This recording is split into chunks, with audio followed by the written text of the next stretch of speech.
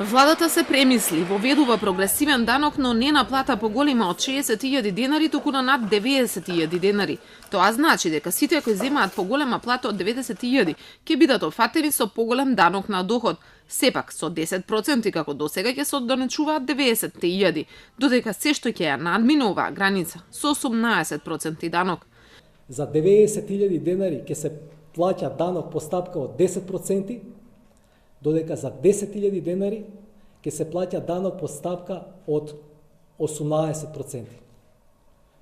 Ова значи дека за мнозинството на граѓани даночната стапка ќе остане иста.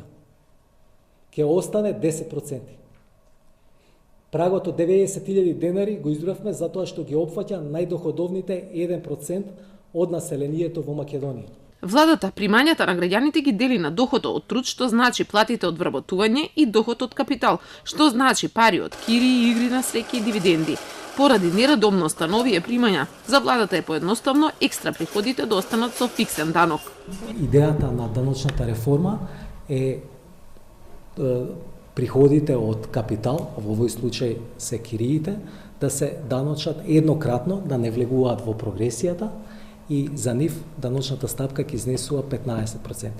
Владата уште на старт го најавуваше прогресивниот данок, но со ова не се согласуваше бизнис заедницата и бараше одложување на 5 години. Сега смета дека ваквиот начин на оддоначување нема да има импликации врз бизнисите, ниту пак врз странските инвеститори.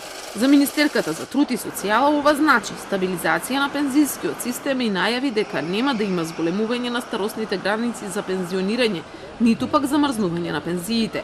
Најави и мерка со која граѓаните родени после 1 јануари 67 година ќе може да го напуштат вториот пензиски столб и да се регистрираат само во првиот. Според пресметките, максималниот број на граѓани кои би се решиле на ова е 28.000.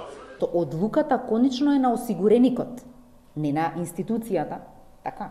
Кога осигурениците ќе потпишат дека сакаат да се вратат од втор во прв заради тоа што им даваме можност да имаат поповолна пензија, затоа што знаете дека се пензионираше една група на граѓани кои што добија неповолни пензии и ние сметаме дека тоа е неправедно, некои од нив и докажа дека биле доведени до заблуда и така натаму, и затоа сметаме дека понудата и конечното потпишување од лицето со контролен систем дека навистина сака да остане во двата столба, ќе го земеме како опција, но исто така ќе ја кажеме поволноста да се вратат само во прв столб. За владата овие решенија се праведни, бидејќи поголем данок ќе плаќаат само најбогатите. Како пример ја дадо Албанија, која ова го сторила уште во 2014 и бележи добри резултати, рече Тевдовски.